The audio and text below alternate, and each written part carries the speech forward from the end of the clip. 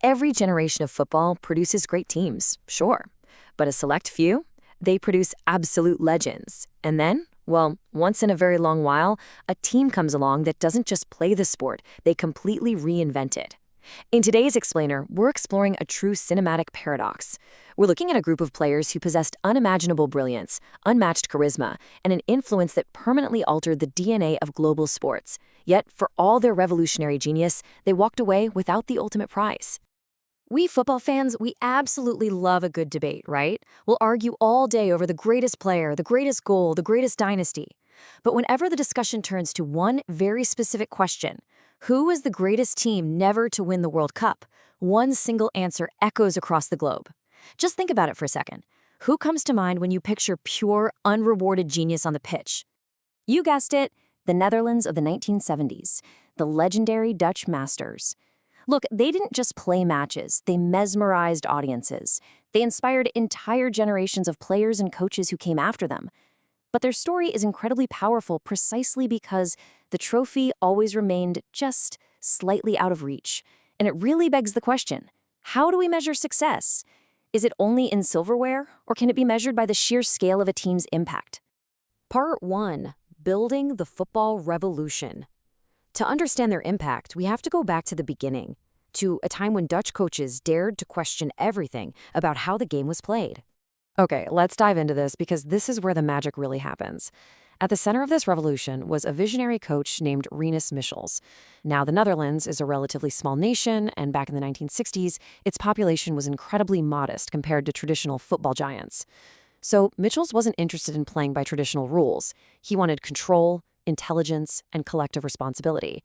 He built a system called total football. In this setup, the team functioned like a living, breathing organism. When one player moved forward, another instantly covered their space.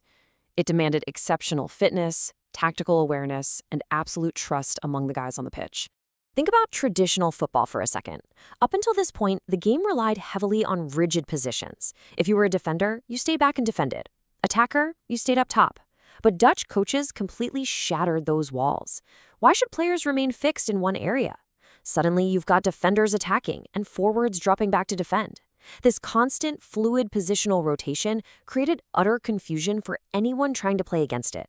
It was like a giant puzzle shifting in real time. But before this system conquered the imaginations of the entire world, it first conquered Europe at the club level. Ajax Amsterdam essentially became the mad scientist laboratory for Michael's ideas. And man, they became absolutely unstoppable. The ball moved blindingly fast. Opponents simply could not cope with the relentless movement and rotation. Ajax just started stacking up European cups. What began as a local experiment in Amsterdam was rapidly snowballing into a full-blown international phenomenon. Part 2, the genius of Johan Cruyff. Every revolution needs a leader on the ground, and for total football, it was this absolute icon. People often said he seemed to see the game seconds before everyone else did. And honestly, it's kind of true. Cruyff possessed an extraordinary, almost supernatural intelligence for the sport. His creativity was limitless, and his confidence, it was highly infectious.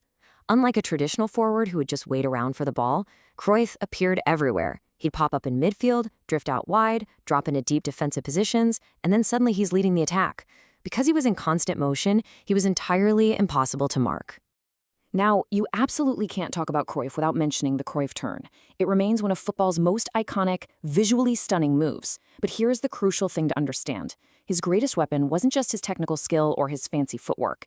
It was his deep, profound understanding of space. Cruyff wasn't just playing the game, he was directing it, in real time, pulling opponents totally out of position with his sheer spatial awareness. Part 3, the 1974 World Cup. The Dutch national team was finally ready to bring their revolution to the ultimate stage in West Germany. And this brilliantly illustrates what made them so special. From the opening matches, they looked incredibly different from every other team out there. They were more fluid, more dynamic, way more modern. Opponents literally looked like they were chasing shadows. The Dutch pressing was just relentless. Their positional exchanges were bewildering. They swept through the tournament, entirely captivating audiences. In fact, so many neutral fans simply adopted the Netherlands as their own team because they weren't just winning, they were providing pure, breathtaking entertainment. The entire world suddenly realized they were watching the future. Football analysts around the globe frantically studied their methods. The Dutch were proving a monumental concept right there on the pitch, that raw physical strength could be completely dismantled by high-level intelligence and constant, purposeful movement. The game of football was evolving right before the world's eyes. They looked absolutely unstoppable, destined for greatness. Part 4. Heartbreak in the final. The stage was perfectly set for the crowning achievement, but instead we witnessed one of the most agonizing climaxes in sports history. The emotional whiplash of this match is just staggering. Picture this. The Dutch start brilliantly. In fact, before a single German player even touches the ball, the Netherlands win a penalty. Johan Neeskens scores. They lead 1-0. The supporters are celebrating wildly. The dream is literally inches away. But football can be so incredibly cruel. West Germany refuses to panic. They stay calm. Gradually, the momentum shifts. The Germans equalize. And then they score again. Despite pushing forward with desperate intensity, the final whistle blows. West Germany wins 2-1.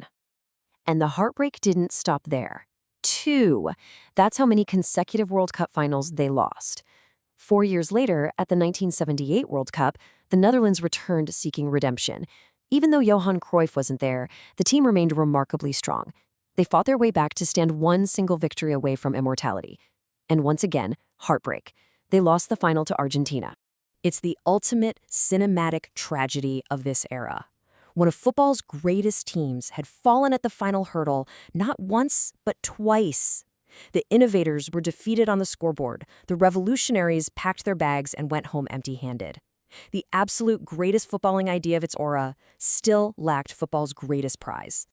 Part 5. A legacy beyond trophies. So, did this story end in failure? Absolutely not. To understand their true victory, we really have to look past the scoreboard. Now, what's really interesting about this slide is how incredibly familiar all of this feels today.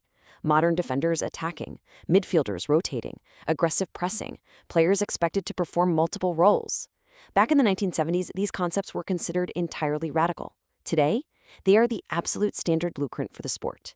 Modern football increasingly resembles the exact vision pioneered by Rinus Michels and Johan Cruyff. Ironically, their system became so incredibly influential that it ceased to feel revolutionary. It just became normal. And that brings us to the core truth of this explainer. The revolution actually succeeded, even without that World Cup trophy. The Netherlands of the 1970s achieved something arguably much more important than a piece of silverware. They changed how an entire sport is played. Few teams in history can ever claim such a massive, enduring legacy. Trophies gather dust, they can be forgotten. But ideas, transformative ideas like total football, simply cannot. Which leaves us with this final thought.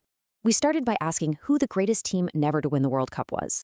But as you look at how the entire sport plays today, shaped entirely by their brilliant minds, I want you to ask yourself, if ultimate success is measured by lasting impact rather than just silverware, did the revolutionaries of the 1970s actually win exactly what they were meant to?